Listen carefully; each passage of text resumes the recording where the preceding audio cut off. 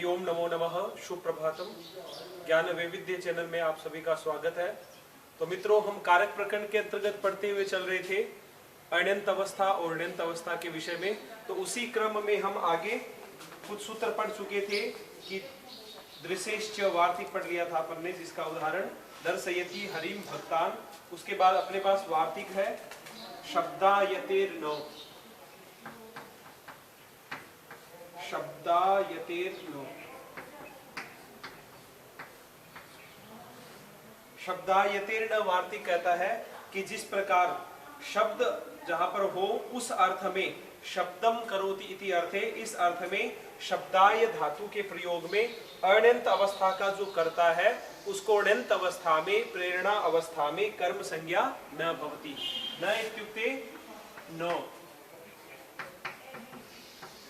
शब्दाय, शब्द के अर्थ में शब्दाय धातु का जो साक्षात प्रयोग किया जाए वहां पर अण्यंत अवस्था के कर्ता को ण्यंत अवस्था में जहां पर कर्म संज्ञा हो रही थी उस कर्म संज्ञा का यहाँ पर निषेध हो जाएगा, यानी कर्म संज्ञा नहीं होगी। तो वहां पर द्वितीय विभक्ति न होकर उदाहरण में ही तृतीया ही रह जाएगी। तो उदाहरण हो जाएगा शब्दायेति देव दत्तेन। इसका अर्थ हो गया देवदत्त के द्वारा शब्द करवाया जाता है। तो इसका अण्यंत अवस्था का हम बनाते हैं देवदत्तः शब्दम करोति। देवदत्तः शब्दम करोति यानी देवदत्त शब्द करता है, ध्वनि करता है, आवाज करता है, बोलता है, इस अर्थ में। तो यहाँ पर अण्यंत अवस्था का कर्ता कौन है? देवदत्तः। तो यहाँ पर गति बुद्धि प्रत्यवसानार्थ शब्द कर्म अकर्म का नाम अणिकर्ता शरणौ, इस सूत्र के द्वारा शब्द अर्थ के अंदर यहाँ पर अण्यंत अवस्था का जो करता है देवदत्त, उस देवदत्त में यहाँ पर कर्म संज्ञा हो जानी चाहिए प्रेरणा अवस्था में। तो यहाँ पर द्वितीया होनी चाहिए थी, लेकिन अपने पास नया वार्तिक आ गया शब्दायतेर नो। शब्दाय शब्द अर्थ में शब्दाय धातु का जो यहाँ पर प्रयोग किया जाए शब्द करने के अर्थ में, तो न यानी नहीं। तो यहाँ पर अण्यंत अवस्था के कर्ता को अण्यंत अवस्था में कर्म संज्ञा इससे नहीं हुई है, अपितु गति बुद्धि का इस सूत्र वार्तिक के द्वारा निषेध हो गया। तो निषेध होने के बाद में फिर अपने कर्तृकर्णयोस् तृतीया से देवदत्त के अंदर क्या हो जाएगी? तृतीया विभक्ति। तो अपना उदाहरण बन गया देवदत्तेन शब्दायेति। जिस प्रकार देवदत्त स्वयं शब्द करता है एक, तो यहाँ पर अण्यंत अवस्था में कर्ता हो गया। लेकिन अब कोई किसी के द्वारा कह रहे, किसी से प्रेरणा मिल रही है, देवदत्त के द्वारा ध्वनि करवाई जा रही है, शब्द करवाया जा रहा है, आवाज बुलवाई जा रही है। तो उस अर्थ में देवदत्त में फिर कर्तृकर्णयोस् तृतीया से तृतीया विभक्ति हो जाती है।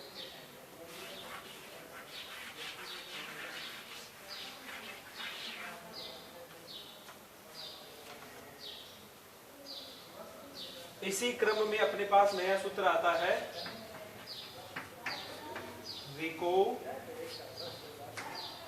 विकोरन्यत्रस्याम।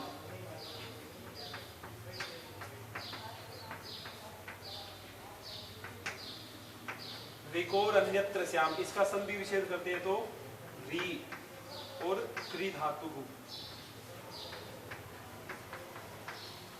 अन्यत्रस्याम। ये कहता है री धातु और क्री धातु होने पर उनमें अन्यत्रस्याम का यानी विकल्प से, री धातु और क्री धातु होने पर उसको विकल्प से कार्य हो जाएगा।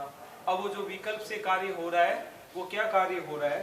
तो यहाँ पर कहते हैं कि रिको रणौ, इसकी वृत्ति है रिकौ रणौ, यह कर्ता शरणौ वा कर्म संज्ञः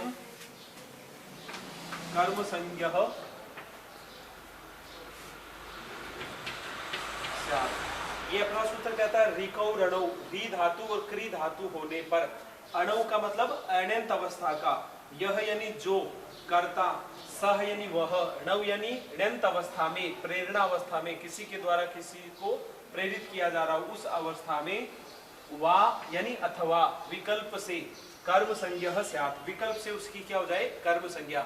विकल्प का मतलब है कि जिस प्रकार यहाँ पर कर्म संज्ञा भी हो जाएगी और कर्म संज्ञा न होने पर वहां पर क्या रूप बनेगा, तृतीय विभक्ति का रूप बन जाएगा। तो इसका उदाहरण है अपने पास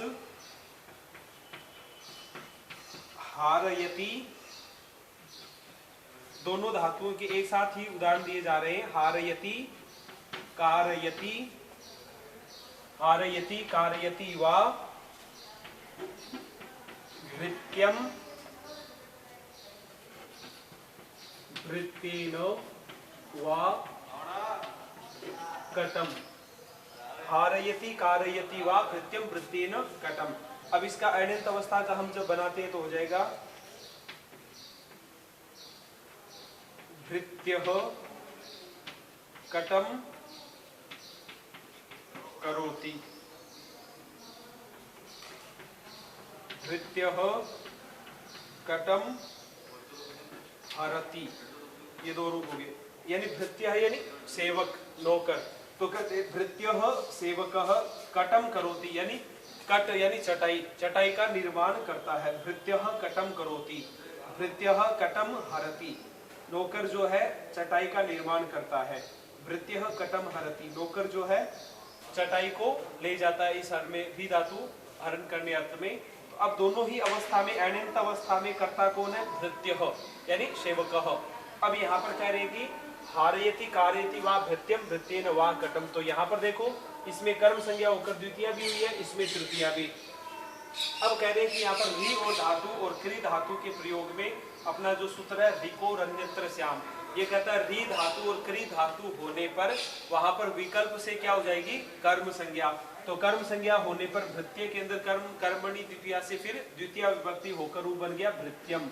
और जब कर्म संज्ञा नहीं होगी तो अब कहते हैं कि जो चटाई का निर्माण करवाने में किसकी सहायता हो रही है, किससे सहायता हो रही है, भृत्य से। तो यहाँ पर इसकी क्या हो जाएगी, कर्तरी कर्णयोः तृतीया से तृतीय विभक्ति। तो रूप बन गया हारयति कारयति वा भृत्यम भृत्येन वा कटम। भृत्यः कटम करोति, भृत्यः कटम हरति। यानी नौकर जो है चटाई का निर्माण करता है, नौकर जो है कटम हरति। तो दोनों उदाहरणों में दोनों ही धातु है, क्री धातु भी है, री धातु भी है। इस अर्थ में विकल्प से इसमें क्या हो जाएगी, अण्यंत अवस्था के कर्ता को अण्यंत में कर्म संज्ञा होगी तब तो बन जाएगा भृत्यम। और वायन विकल्प से तो जब नहीं होगी तो वहां पर कर्तरी कर्णयोः तृतीया से तृतीय विभक्ति हो जाएगी।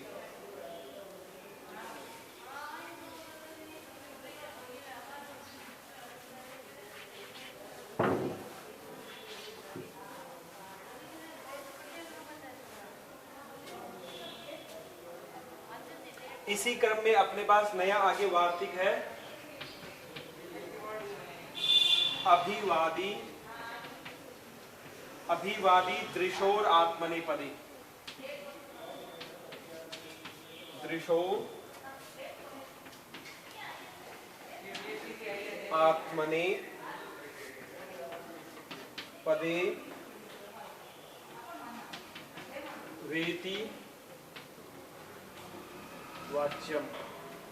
अभिवादी दृशोर आत्मने पदे वेति वाच्यम। ये क्या कहता है, आत्मने पदे, आत्मने पदे अभिपूर्वकात, अभी उपसर्ग पूर्व में होने पर वद धातोः प्रयोगे, वद धातु के प्रयोग में दृश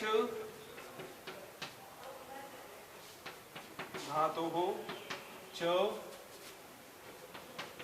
प्रयोगे अण्यन्तो अवस्थायाः, अण्यन्त अवस्थायाः कर्ता अण्यन्त अवस्थायां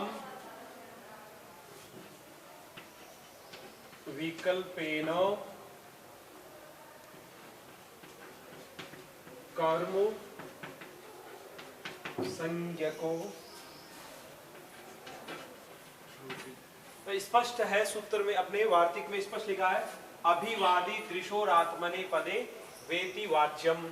अभिवादी, अभि उपसर्ग पूर्वक अभिवादी इत्युक्ते अभिवादन करने अर्थ में दृशो, दृश्य धातु हो आत्मनेपदे, परस्मैपद धातु और आत्मनेपद धातु। तो यहाँ पर कह रहे हैं कि आत्मनेपद होने पर वा इति, वा का मतलब अथवा, विकल्प से, वाच्यम विकल्प से कहा जाता है। क्या कहा जाता है?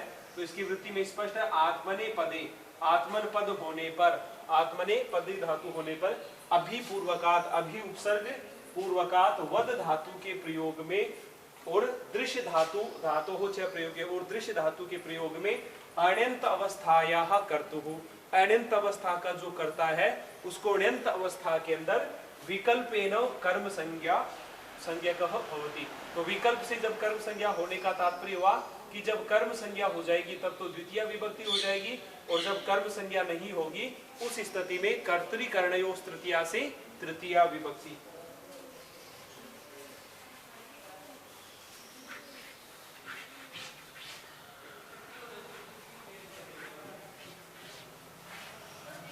इसका उदाहरण अपने पास बनता है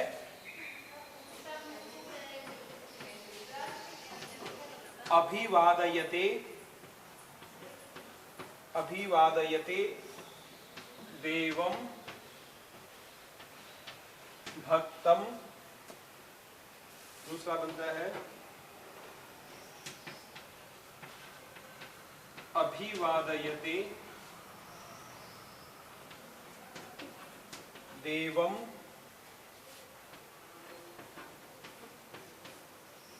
भक्तेन, अभिवादयते देवं भक्तम, और दूसरा उदाहरण बन गया अभिवादयते देवं भक्तेन। जब कहते हैं कि अभिवादी दृशोर आत्मनेपदे वेति वाच्यम, इस वार्तिक से अभि उपसर्ग पूर्वक वद धातु और दृश्य धातु के प्रयोग में अण्यंत अवस्था का कर्ता कौन था? भक्त। तो उसकी क्या हो जाएगी यहाँ पर? कर्म संज्ञा। तो जब कर्म संज्ञा होने पर तो हो गई द्वितीय विभक्ति, और जब ये विकल्प से कार्य करता है तो जब कर्म संज्ञा नहीं होगी उस स्थिति में कर्तृकर्णयोः तृतीया से क्या हो जाएगी?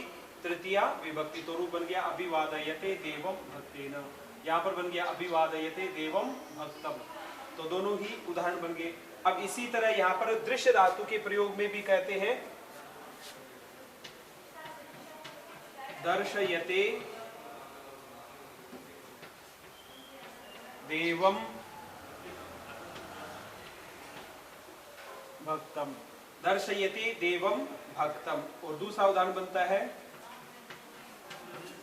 दर्शयते देवं भक्तेनो। तो दोनों ही उदाहरण यहाँ पर हो रहे हैं कि अभिवादन अर्थ में अभि उपसर्ग पूर्वक वद धातु के प्रयोग में और अभि उपसर्ग के अंतर्गत इसी के बाद में दृश्य धातु के प्रयोग में जो अण्यंत अवस्था का जो करता है उसको अभिवादे दृशोर आत्मनेपदे वायति वाच्यम, इस वार्तिक के द्वारा विकल्प से क्या हो जाती है? कर्म संज्ञा। तो जब कर्म संज्ञा होती है तब तो यहाँ पर इसमें भी द्वितीया हुई है, कर्म संज्ञा न होने पर कर्तृकर्णयोः तृतीया से इसमें तृतीया हो गई। और दर्शयति देवं भक्तम, तो यहाँ पर जो भक्त है इसके अंदर कर्म संज्ञा होने पर हो गई भक्तम, और दर्शयति देवं भक्तेन। तो अब यहाँ पर कह रहे हैं कर्तृकर्णयोः तृतीया से क्या हो जाएगी? यहाँ पर तृतीया विभक्ति। तो भक्तम भी बन गया और भक्तेन, ऐसा दोनों ही रूप बन जाते हैं।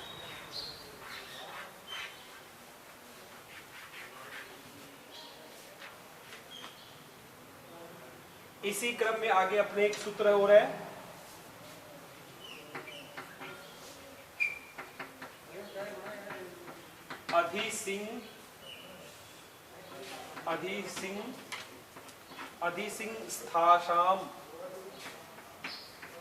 अधिसिंह स्थासाम कर्म।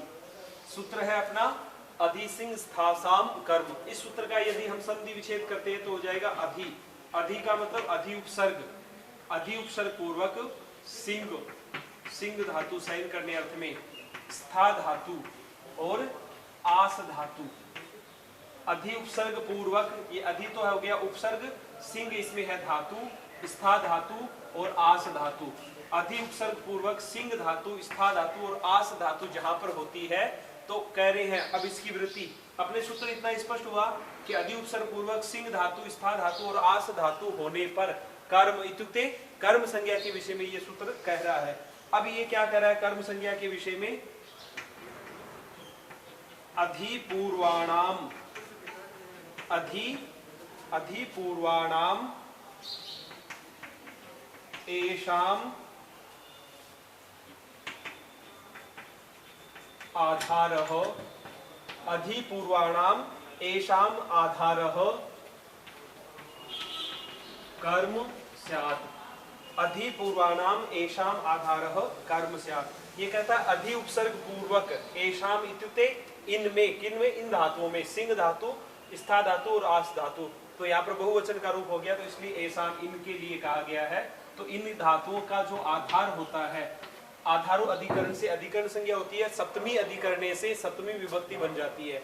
तो ये कहता है जो आधार है, जहां पर सप्तमी विभक्ति होना चाह रही है, वहां पर अधि सिंह स्था साम कर्म जो सूत्र है, ये कहता है केवल अधि उपसर्ग पूर्वक सिंह स्था और आस धातु के प्रयोग में उस आधार की क्या हो जाएगी, कर्म संज्ञा। तो इसका उदाहरण वैसे अलग अलग बनाते हैं। तो उदाहरण बनता है हरिहि वैकुंठम, सिंह धातु से उदाहरण बनता है अधिसेते।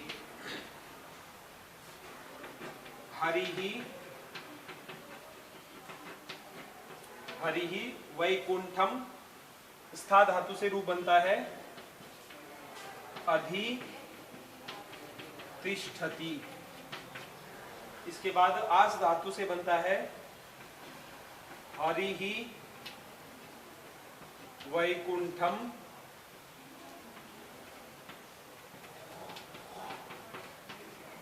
अध्यास्ते। हरिहि वैकुंठम अधिसेते, हरिहि वैकुंठम अधितिष्ठति, हरिहि वैकुंठम अध्यास्ते। तो तीनों रूप बन गए। अब यहाँ पर करें हरि कहाँ पर शयन करते हैं, वैकुंठ में। भगवान विष्णु जो है वैकुंठ लोक में शयन करते हैं। तो शयन करने का स्थान क्या हुआ, वैकुंठ लोक। तो वैकुंठ लोक उस शयन करने में वहां पर क्या हो गया, आधार हो गया। तो आधार होने पर इस वैकुंठ में यहाँ पर कौन सी होनी चाहिए विभक्ति, सप्तमी विभक्ति होनी चाहिए थी। अब यहाँ पर करें हरिहि वैकुंठम अधितिष्ठति। हरि कहाँ पर ठहरते हैं, कहाँ पर निवास करते हैं, तो स्था धातु ठहरने अर्थ में है। तो कह रहे हैं हरि वैकुंठ में, तो यहाँ पर भी यह आधार है। अब कहते हैं हरि ही वैकुंठम अध्यास्ते। हरि कहाँ पर रहते हैं, हरि वैकुंठ में रहते हैं।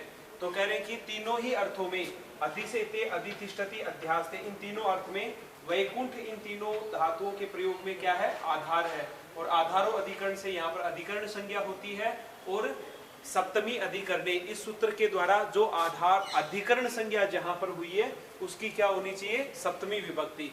अब यहाँ पर अपने पास ये जो सूत्र कह रहा है कि अधि उपसर्ग पूर्वक यदि सिंह धातु, स्था धातु और आस धातु है और इनका जो आधार है, तो उन आधार की अपन क्या कर देंगे, कर्म संज्ञा। तो अब यहाँ पर वैकुंठ के अंदर क्या हो गई, कर्म संज्ञा। और कर्मणि द्वितीया से फिर क्या हो जाएगी, द्वितीया विभक्ति। तो यहाँ पर भी बन गया हरि ही वैकुंठम अधिसेते, हरि ही वैकुंठम अधितिष्ठति, हरि ही वैकुंठम अध्यासते। तो तीनों में स्पष्ट है कि अधि उपसर्ग होना चाहिए सिंह धातु, स्था धातु और आस धातु के प्रयोग में जो आधार है उस आधार की क्या होगी, कर्म संज्ञा। और कर्म संज्ञा होने के कारण कर्मणि द्वितीया से द्वितीया विभक्ति होती ही अपना रूप सिद्ध होता है।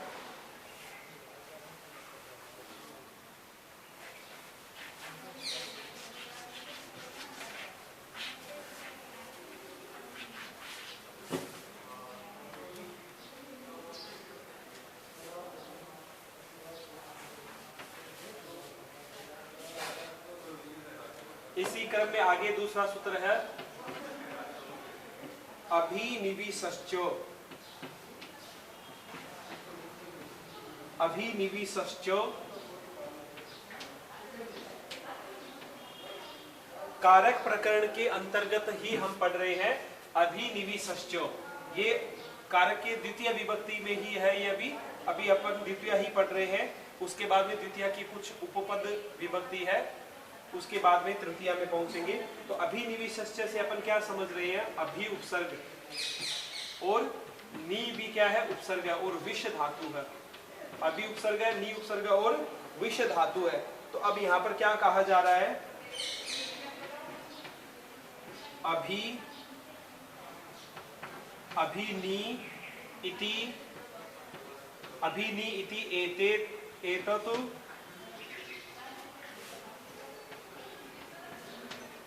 एतत् संघात पूर्वस्य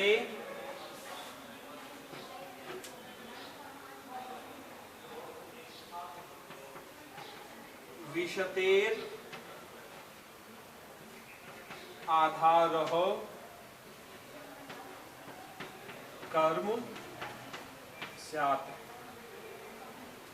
ये क्या कहा जा रहा है? अभी नी इति एतत् संघात पूर्वस्य विशतेर आधारः कर्म स्यात्। तो यहाँ पर कह रहे अभी उपसर्ग पूर्वक, नी उपसर्ग पूर्वक विष धातु के प्रयोग में, तो कह रहे विशतेर आधार, जिस प्रकार वहां पर था अधि उपसर्ग पूर्वक सिंह, स्था और आस धातु, यहाँ पर कहा गया अभी उपसर्ग और नी उपसर्ग पूर्वक विष धातु के प्रयोग में जो विष धातु का जो आधार होता है उसकी क्या हो जाएगी? कर्म संज्ञा। तो अपना यहाँ पर उदाहरण बनता है अभी अभिनिविशते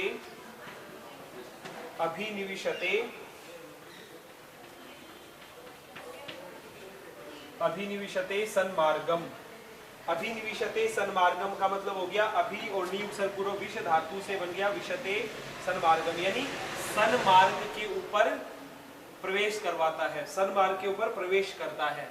विशते यानी कोई व्यक्ति है जो अच्छे कार्यों की ओर, अच्छे कार्य यानी श्रेष्ठ कर्म करने के लिए, तो उसको क्या कहते हैं? सन्मार्ग, यानी सत्मार्ग, अच्छा मार्ग, श्रेष्ठ मार्ग, जिस पर जो श्रेष्ठ जन है वहां पर जो गमन किए हैं उनका अनुकरण करना, तो अच्छे मार्ग पर प्रवेश करना। तो यहाँ पर कहते हैं अभी और नी उपसर्ग पूर्वक विष धातु का आधार क्या हो गया? सन्मार्ग। कहाँ पर प्रवेश करना? सन्मार्ग पर प्रवेश करना। तो सन्मार्ग यहाँ पर क्या होता है? आधार होता है। तो उस आधार की अभिनिविष्य से क्या हो जाएगी? अभी नी उपसर्ग पूर्वक विष धातु के आधार की कर्म संज्ञा। तो कर्म संज्ञा होने पर सन्मार्ग में क्या हो जाएगी? कर्म संज्ञा, और कर्मणि द्वितीया से द्वितीय विभक्ति का प्रयोग होते ही रूप बन गया अभिनिविशते सन्मार्गम।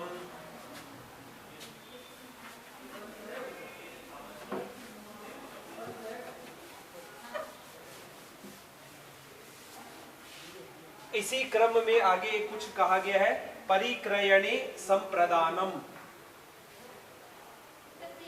अभिनिविशते सन्मार्ग के बाद में लिखा गया परिक्रयणे संप्रदानम इति सूत्रात्। इस सूत्र के द्वारा कहा गया मंडूक प्लुवत्याः अन्यत्रस्याम। मंडूक यानी मेंढक, तो कहते हैं मंडूक प्लुवत्या ऐसा एक न्याय है, तो वहां पर अन्यत्रस्याम विकल्प से ग्रहणम अनुवृत्त्यो व्यवस्थित विभाषा आश्रयणात् क्वचित न। तो ये कहते हैं कि कुछ कुछ जगहों पर ऐसा कार्य नहीं होता है। जिस प्रकार कह दिया कि पापे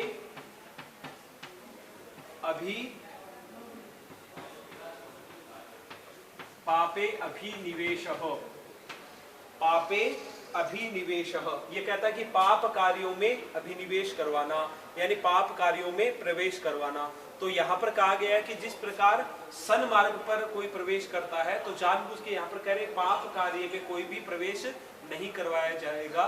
तो उस अवस्था में कहते हैं कि कुछ जगह मंडूप्लवत्या अन्यत्र विकल्प से कहा गया, जिस प्रकार के अभी उपसर्ग और नी उपसर्ग पूर्व विष धातु होने पर यहाँ पर जो आधार है पाप, तो यहाँ पर कर्म संज्ञा हो जानी चाहिए थी, तो लेकिन कह रहे हैं कि पाप कार्यों में कोई अभिनिवेश नहीं करवाते हैं। तो उस अर्थ में कुछ जगहों पर विकल्प से यहाँ पर कर्म संज्ञा नहीं हुई, तो यहाँ पर कहते हैं कि पाप कार्यों में अभिनिवेश करवाना, प्रवेश करवाना। तो यहाँ पर पाप कार्य में आधार हो गया, आधार और अधिकरण से अधिकरण संज्ञा होने के बाद सप्तमी विभक्ति हुई है। तो कुछ जगहों पर अपना जो सूत्र है अभिनिवेश ये कार्य नहीं करता है। इसी क्रम में मित्रों आगे एक सूत्र है, अपन पढ़ रहे हैं द्वितीय विभक्ति का ही, उपान वध्यांग वशः, उपान वध्यांग वसः। अब इस सूत्र का हम संधि विच्छेद करते हैं, तो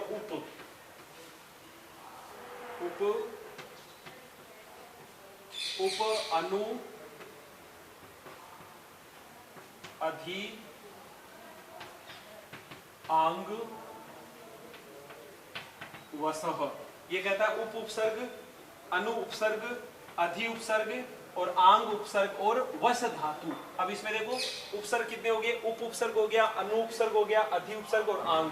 अब देखो ये सूत्र अपने स्पष्ट याद रह जाएगा। इसमें संधि के कारण यहाँ पर एक रूप बन गया वापिस। इस प्रकार अपन लिखते हैं सूत्र को, उप अ और अ मिलकर सवर्ण दीर्घ संधि, तो उ पा न, उ को आगे अच होने के कारण वह, उ को क्या हो जाएगा व, वकार, तो ये हो गया व में वापिस अ मिल गया, तो अ, ही में वापिस ई को यण आदेश हो जाएगा, तो ध, ई को हो गया य में आ मिल जाएगा आंग वसह। ये सूत्र वापिस ऐसे बनता है स्पष्ट। तो कह रहे कि उपान वध्यांग वस, उप अनु अधि आंग और वशः। वश का मतलब वश धातु।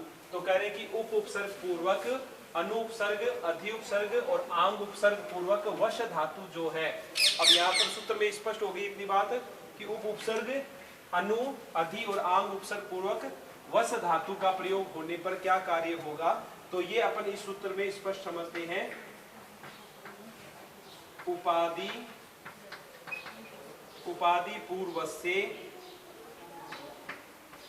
पूर्वस्य वशतेर आधारः कर्म स्यात्। उपाधि पूर्व से, उप आदि पूर्व में होने पर वसतेर आधारः, वश धातु का जो आधार है उसकी कर्म स्यात्, उसकी क्या हो जाएगी, कर्म संज्ञा हो जाएगी। उपाधि पूर्व से वसतेर आधारः कर्म स्यात्। तो अब यहाँ पर कह रहे उप आदि का मतलब उप, अनु, अधि, आंग, ये पूर्व में होने पर वसते है, वस धातु के आधार की क्या हो जाएगी, कर्म संज्ञा। तो अब यहाँ पर अपन उदाहरण इसका पढ़ते हैं। हरिहि वैकुंठम, उप से हो जाएगा उपवसति, हरिहि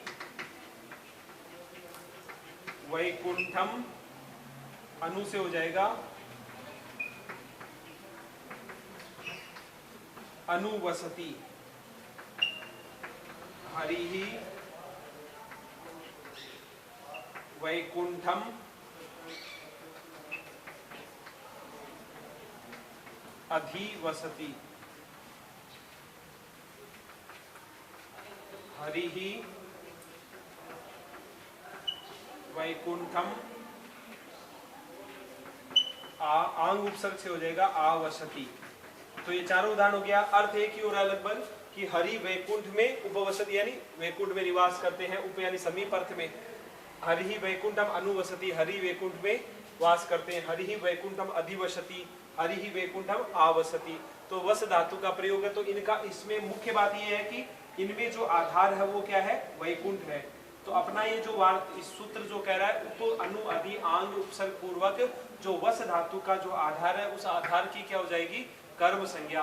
कर्म संज्ञा होने पर कर्मणि द्वितीया से उसमें क्या हो जाएगी, द्वितीया विभक्ति। तो ये अपने सारे उदाहरण हो गए। हरिहि वैकुंठम उपवसति, हरिहि वैकुंठम अधिवसति, हरिहि वैकुंठम आवसति, हरिहि, तो चारों हो गए, उपवसति, अनुवसति, अधिवसति और आवसति। तो अस्तु मित्रों इसी क्रम में आगे जुड़े रहेगा। आगे कल हम इसी में एक वार्तिक और पढ़ेंगे।